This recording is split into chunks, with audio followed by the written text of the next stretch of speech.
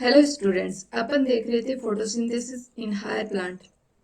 Photosynthesis in higher plant में अपन ने दो टाइप की फोटोसिस्टम देखे थे, PS first and PS second. PS first P700 था और पीएस सेकंड P680 था। जब अपन 680 नैनोमीटर से कम की लाइट डालेंगे तो पीएस फर्स्ट और पीएस सेकंड दोनों चलेंगे, और जब अपन 680 नैनोमीटर से ज़्यादा की लाइट डालेंगे तो पीएस फर्स्ट चलेगा। इसका मतलब ये हुआ कि 680 और 700 पीएस फर्स्ट और सेकंड की मैक्सिमम कैपेसिटी है। 680 से ऊपर की लाइट डालेंगे तो पीएस सेकंड नहीं चलेगा। अब अपन आगे देखते हैं कि अगर इन पे फोटो सिस्टम पे लाइट गिरेगी तो इलेक्ट्रॉन निकलेंगे, तो इनका आगे किसके पास जाएंगे, इनका प्रवाह किस टाइप से होगा। तो अब अपन देखेंगे कि सबसे पहले लाइट आई तो पीएस फर्स्ट पे गिरी है लाइट। पीएस फर्स्ट पे जब लाइट गिरी तो इससे इलेक्ट्रॉन निकला। इलेक्ट्रॉन सबसे पहले एफईएस के पास जाएगा, मतलब पीएस फर्स्ट का फर्स्ट इलेक्ट्रॉन एक्सेप्टर एफईएस है। एफईएस के पास इलेक्ट्रॉन गया तो एफईएस ने अपना इलेक्ट्रॉन आगे देगा। बच्चे, अपन इलेक्ट्रॉन का प्रवाह पढ़ रहे हैं, तो इलेक्ट्रॉन एक रुकेगा नहीं, एक सबस्ट्रेट से दूसरे सबस्ट्रेट पे आगे निकल जाएगा, मतलब एक इलेक्ट्रॉन ग्राह से दूसरे इलेक्ट्रॉन ग्राह पे चला जाएगा। तो एफईएस अपना इलेक्ट्रॉन फेरोडोक्सिन को देगा। फेरोडोक्सिन को अपन एफडी से रिप्रेजेंट करते हैं। फेरोडोक्सिन अपने स्ट्रोमा में प्रेजेंट होता है। बच्चे, ये अपनी हो गई थाइलेकोइड।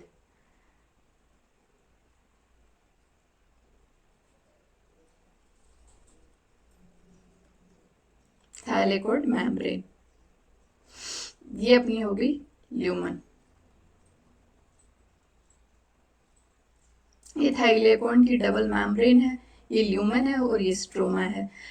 स्ट्रोमा में एफएनआर प्रेजेंट है। एफएनआर मतलब फेरोडोक्सिन एनएडीपीएच रिडक्टेज, मतलब इसके नाम से आप समझ रहे हैं कि ये एनएडीपीएच का रिडक्शन करके NADPH2 में कन्वर्ट करेगा। तो ये अपना इलेक्ट्रॉन तो ले लिया इसने, एफएनआर ने, और NADPH स्ट्रोमा में प्रेजेंट है और H+ भी इसने स्ट्रोमा से ले लिया।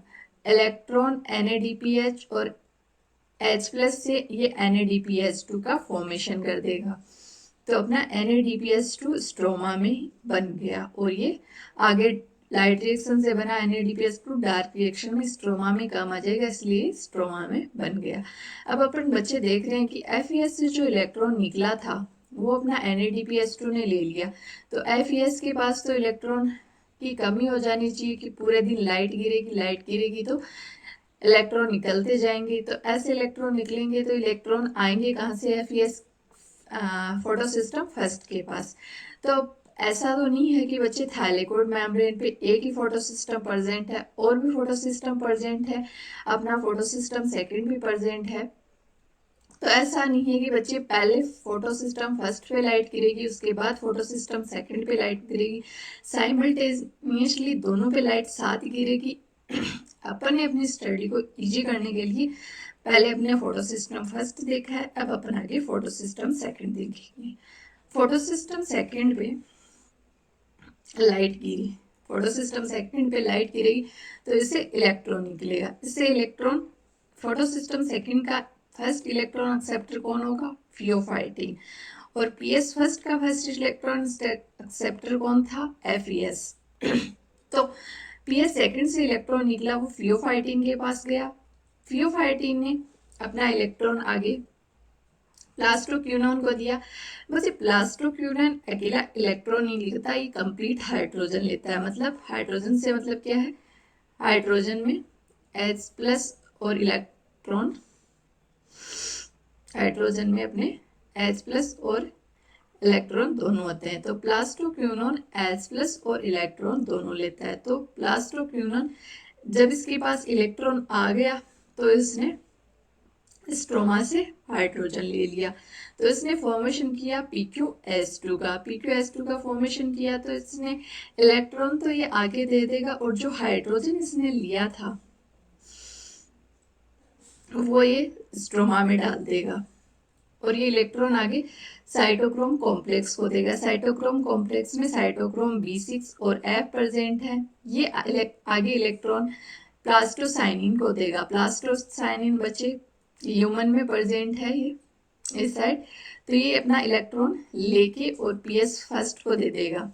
तो अपना इलेक्ट्रॉन निकला PS सेकंड से पहले फ्रियोफाइटिन के पास गया। फ्रियोफाइटिन ने अपना इलेक्ट्रॉन प्लास्टोक्यूनोन को दिया। प्लास्टोक्यूनोन ने हाइड्रोजन स्ट्रोमा से लिया और ल्यूमन में पंप किया और आगे इलेक्ट्रॉन ये साइटोक्रोम कॉम्प्लेक्स को जिसमें साइटोक्रोम B6 और F प्रेजेंट है। इसने आगे इलेक्ट्रॉन प्लास्टोसाइनिन को दिया और प्लास्टोसाइनिन ने अपना इलेक्ट्रॉन PS फर्स्ट को दिया। तो बच्चे आप देख रहे हैं कि अब फोटोसिस्टम फर्स्ट के पास तो इलेक्ट्रॉन आ गया, बट फोटोसिस्टम सेकंड के पास इलेक्ट्रॉन की कमी हो गई। तो फोटोसिस्टम के पास इलेक्ट्रॉन की कमी हो गई, वो इलेक्ट्रॉन की कमी अब कैसे पूरी होगी।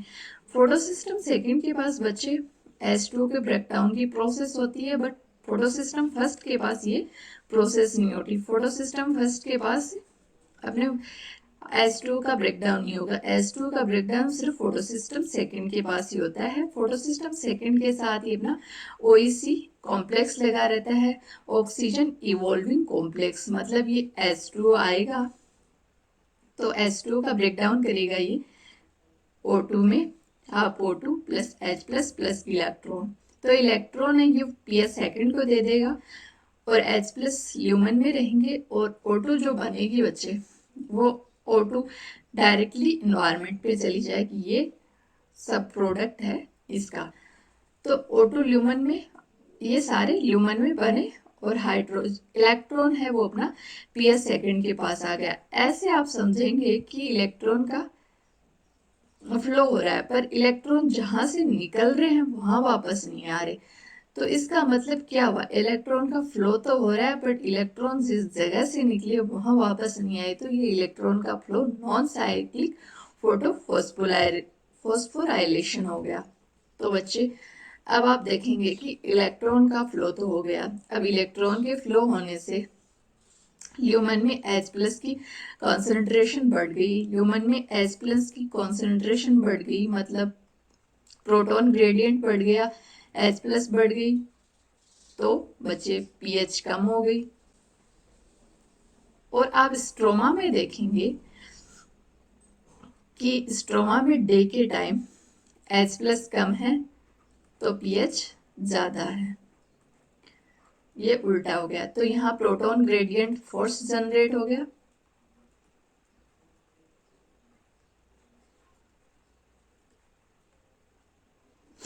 प्रोटॉन ग्रेडियंट जनरेट हो गया। तो ये H प्लस है जो स्ट्रोमा में प्रेजेंट है अपने F0 F1 पार्टिकल। स्ट्रोमा में नहीं, सिर्फ थाइलेकोइड मेम्ब्रेन पे F0 F1 पार्टिकल प्रेजेंट है।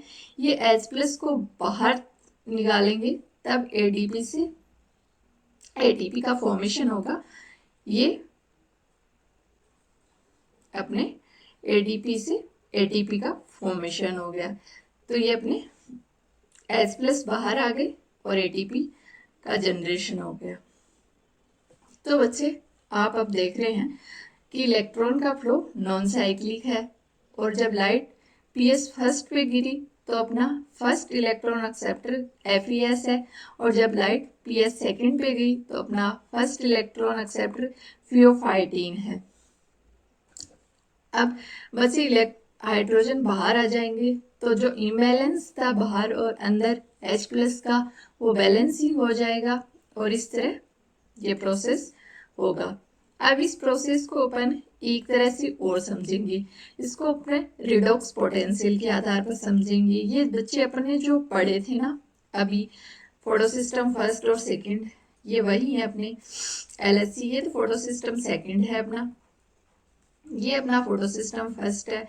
इनको अपन ने बच्चे जेड स्कीम नाम कैसे दिया, ये जेड के रूप में है। देखो बच्चे पहले इलेक्ट्रॉन ऐसे जा रहे हैं, फिर इलेक्ट्रॉन वापस आ रहे हैं, फिर ऐसे आ रहे हैं। अब इसको अपन सीधा करके देखेंगे तो जेड हो गया ना, इसको इसलिए जेड स्कीम का। इनको अपन ने अरेंज किस बेस पे किया, अरेंज इनको अपन ने रेडॉक्स पोटेंशियल की बेस पे किया। रेडॉक्स पोटेंशियल और एनर्जी एक दूसरे के विपरीत होंगे, मतलब रेडॉक्स पोटेंशियल इधर हाई है तो इधर एनर्जी लो हो गई और इधर रेडक्स पोटेंशियल लो है तो इधर एनर्जी हाई हो गई। ये अपना एक स्केल है, इसके बेसिस पे अपन ने जो अपन ने अब तक पढ़े थे फोटो सिस्टम सेकंड, उसके बाद में फोटो सिस्टम सेकंड से अपने प्लास्टोसाइनिन पढ़ा था, उसके बाद में अपन ने इलेक्ट्रॉन पीक्यू को दिए थे, साइटोक्रोम को दिए थे, उसके बाद में अपने प्लास्टोसाइनिन को दिए थे। तो अपन ये सारे के सारे को अरेंज कर रखा है। अब देखो वैसे दोनों पे लाइट गिर रही है, पीएस एलएससी सेकंड पे और एलएससी फर्स्ट पे भी। एलएससी सेकंड पे लाइट गई तो अपना इलेक्ट्रॉन एक्सेप्टर फ्लियोफाइटिन था। यहाँ पे फ्लियोफाइटिन से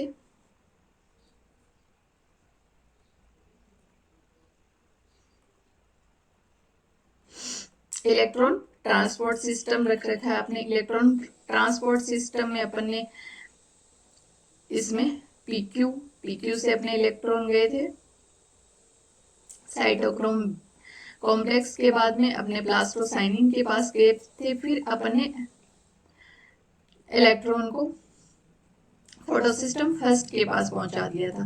फोटोसिस्टम फर्स्ट से अपना इलेक्ट्रॉन FeS के पास गया था और उसके बाद में अपन ने उससे फेरोडोक्सिन को दे दिया था और NADPS2 का फॉर्मेशन करवा लिया था NADPS2 रेडक्टेज एंजाइम की हेल्प से।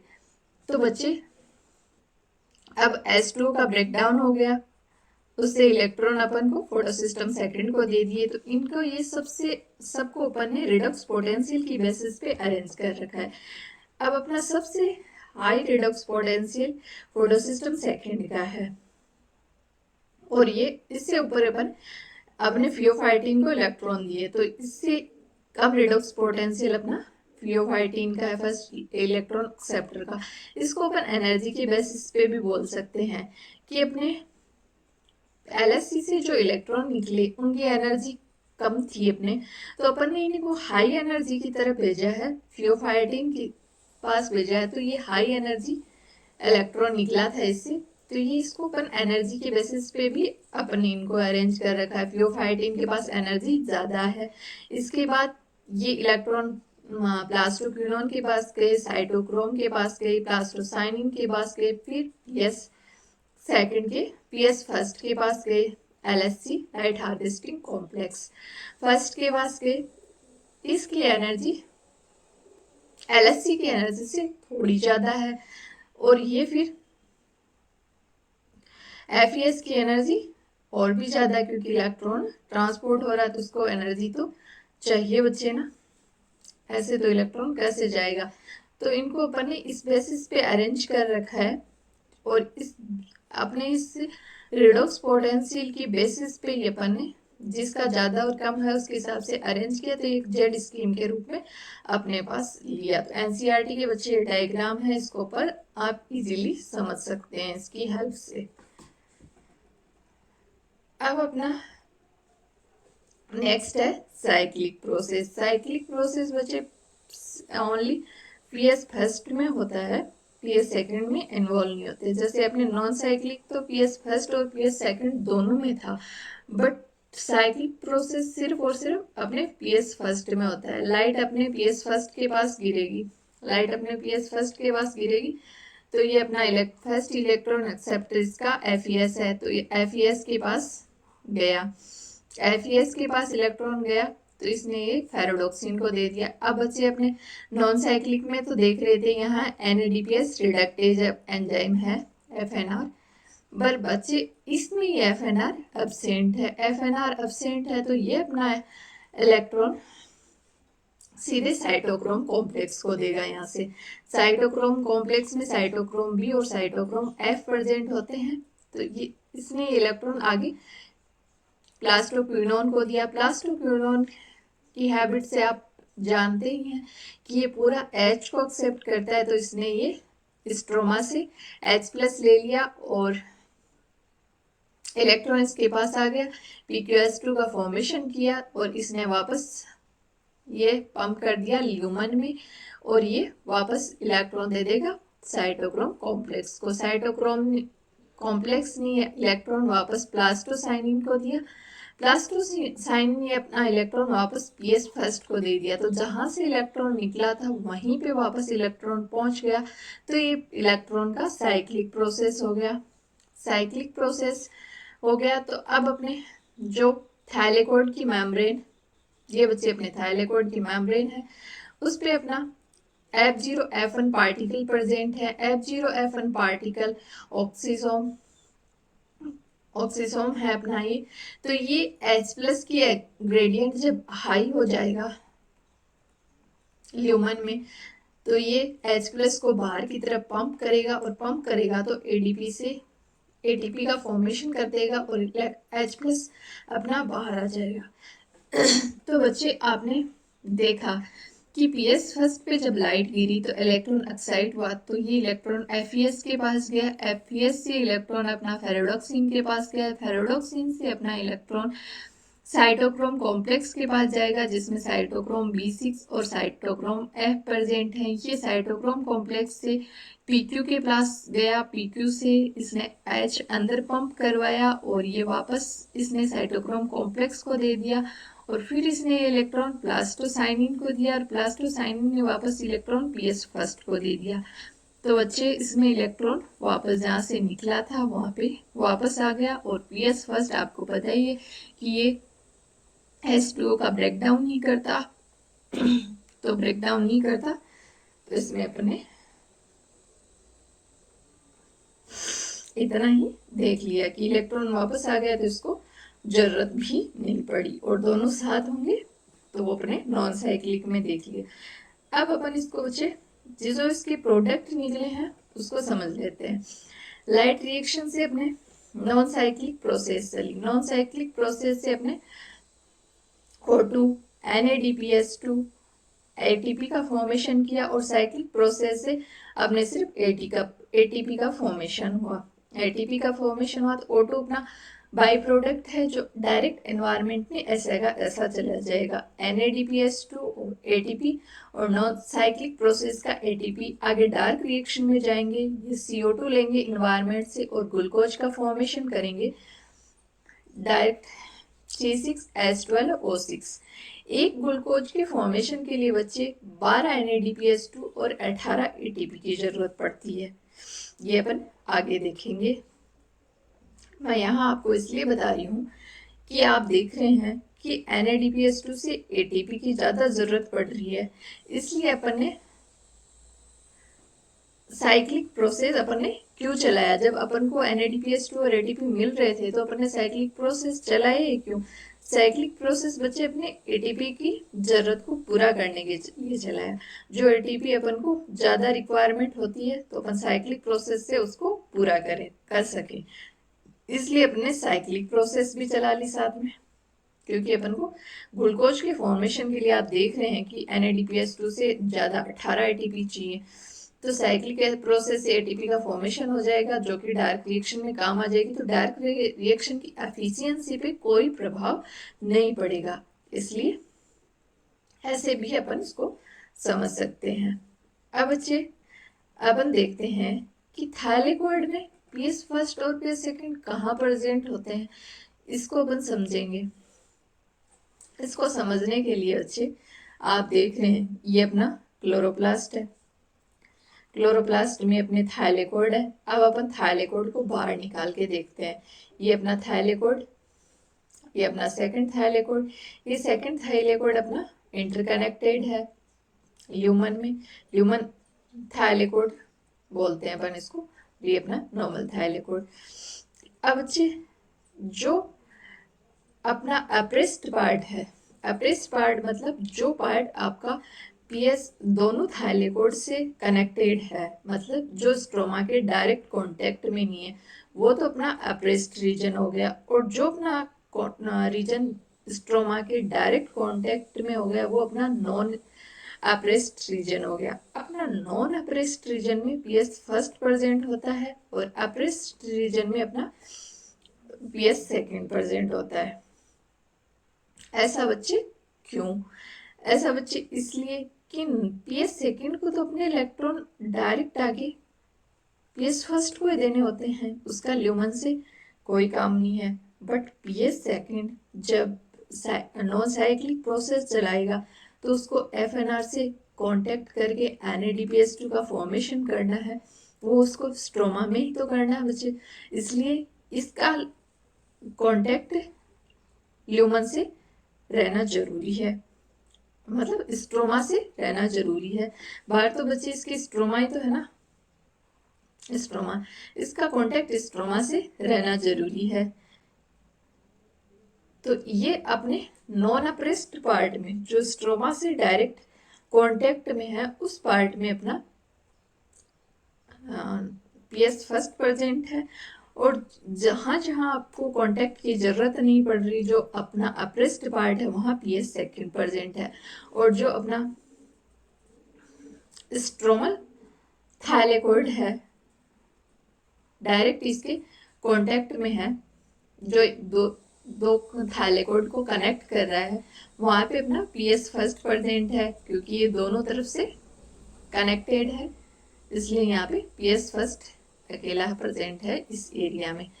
अब अपने PS फर्स्ट में रिएक्शन सेंटर है और एक लाइट हार्वेस्टिंग कॉम्प्लेक्स है। PS फर्स्ट में P700 हो गया अपना रिएक्शन सेंटर, और PS फर्स्ट में लाइट हार्वेस्टिंग पिगमेंट्स और प्रोटीन प्रेजेंट हो गए लाइट हार्वेस्टिंग कॉम्प्लेक्स में। इसी तरह PS सेकेंड में अपना रिएक्शन सेंटर है P680 LSC light harvesting complex. Light harvesting complex में आपकी लाइट हार्वेस्टिंग पिगमेंट प्रेजेंट है और प्रोटीन्स प्रेजेंट है। ये आपकी LSP और LSC की फुल फॉर्म दे रखी है। तो बच्चे आज अपन ने इतना पढ़ लिया, नेक्स्ट लेक्चर में अपन आगे देखेंगे। आज के लिए इतना ही, थैंक यू।